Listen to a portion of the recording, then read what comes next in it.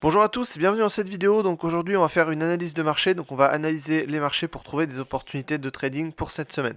Donc on va commencer ici d'abord sur le pétrole. Alors ici on était sur une tendance plutôt haussière, on est en phase de correction, on a réintégré ici sous le niveau des 89 et là on est en phase de correction. Tant qu'on reste au-dessus des 84, on reste dans une tendance plutôt haussière, donc on va trader ça plutôt à la hausse.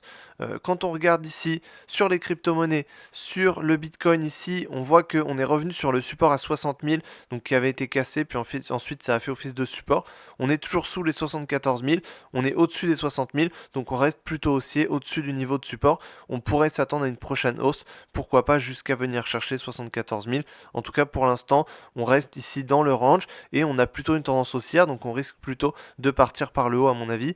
En plus, il y a eu le halving sur les crypto-monnaies, donc ça devrait, en tout cas, il y a fondamentalement des raisons pour que ça puisse monter au-dessus. Donc là, on va sûrement casser les 74 000 et partir un peu plus à la hausse dans les prochaines semaines.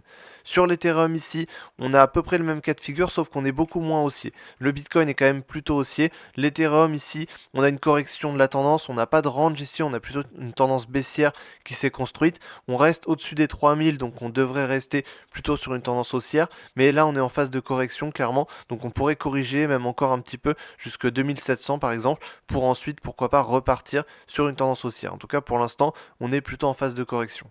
Sur les indices ici, alors sur les indices c'est assez intéressant, il y a un gros marché baissier qui est en train de démarrer ici, donc là on est clairement baissier sur les marchés, on a fait une correction, donc si on prend le plus haut ici et le prix actuel, on a fait une correction de 5%, 6% à peu près, donc pour l'instant on a un marché plutôt baissier et on a une tendance plutôt baissière, donc ça va être à suivre, il faut faire attention, ça peut potentiellement être des niveaux intéressants pour pouvoir prendre des positions à l'achat pour plus tard, ou alors pour faire du trading, on a beaucoup de volatilité, donc on va plutôt privilégier les ventes. En tout cas ici on a une tendance qui est baissière et pour l'instant la correction pourrait encore continuer à mon avis. Sur le CAC 40, ici, on avait un marché baissier également. La correction était en train de, justement, on a une correction qui est en train de se faire ici. Donc là, on est revenu sur 7900. On a rebondi un petit peu à la hausse. On pourrait stagner un petit peu au-dessus de ce niveau-là. Donc toujours rester au-dessus des 7700 et au-dessus, pourquoi pas, des 7900 et stagner sur ces niveaux-là en attendant que le marché baissier sur les autres indices passe. Sur le Nasdaq ici, pareil, marché baissier. On a des grosses bougies baissières, des grosses bougies rouges. On arrive sur 17 000 ici. Donc là, on a plutôt une tendance baissière, ça part à la baisse. Donc on va trader plutôt ça à la baisse. Si on veut investir sur le long terme, ça peut être intéressant parce qu'on peut rentrer sur des niveaux de prix qui sont plus intéressants que ce qu'on avait avant. Si on regarde ensuite le Dow Jones, pareil, on a plutôt une tendance baissière avec des bougies baissières, des indices baissiers. On est en phase de correction. Sur le gold ici, alors le gold, on était plutôt haussier, on était venu chercher des plus hauts historiques cette semaine, donc vraiment on est parti fortement à la hausse, on est venu chercher un niveau historique, puis là on est revenu chercher un niveau quand même assez haut. On a une bougie rouge, donc ça pourrait être le début de la correction, on pourrait corriger jusque 2250 comme je l'avais dit dans la dernière vidéo d'analyse, on pourrait revenir sur 2250 ou alors 2150 pour corriger et ensuite repartir à la hausse. On a une tendance haussière ici, à mon avis la tendance haussière va continuer, mais on a une petite correction qui va arriver avant.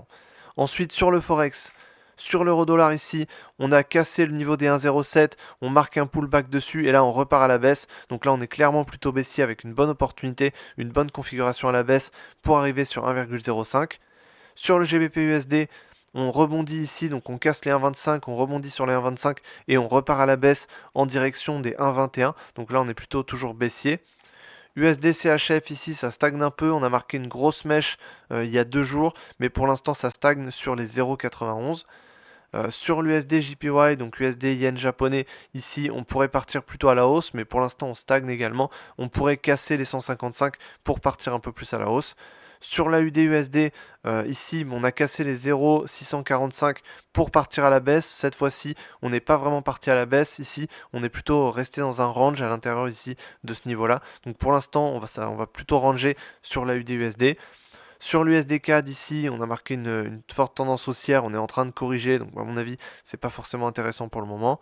Si on regarde l'indice du dollar, alors l'indice du dollar, c'est un indice qui est intéressant, ça nous donne la force du dollar par rapport aux autres devises. On voit qu'on a un dollar qui commence à monter pour arriver sur 107, donc c'est pour ça qu'on a des mouvements, notamment sur l'euro USD et sur le GBP USD. Donc on a un dollar qui est de plus en plus fort actuellement. Donc pour moi, les meilleures opportunités pour cette semaine, c'est sur le Bitcoin avec le rebond sur 60 000 pour partir à la hausse sur 70 000 et 75 75 000. Sur le S&P 500, avec le marché baissier qui est en train d'arriver, on pourrait investir sur les marchés pour trouver des meilleurs niveaux d'achat que ce qu'on avait avant, donc ça peut être une vraie opportunité à l'achat. Et ensuite sur l'euro USD avec la cassure des 1,07 et en direction baissière sur 1,05. Donc si tu veux en savoir plus sur comment faire du trading et comment générer des revenus grâce au trading, tous les liens sont dans la description et tu peux accéder à une formation offerte complète. Donc je t'explique tout exactement comment faire. Donc tous les liens sont dans la description.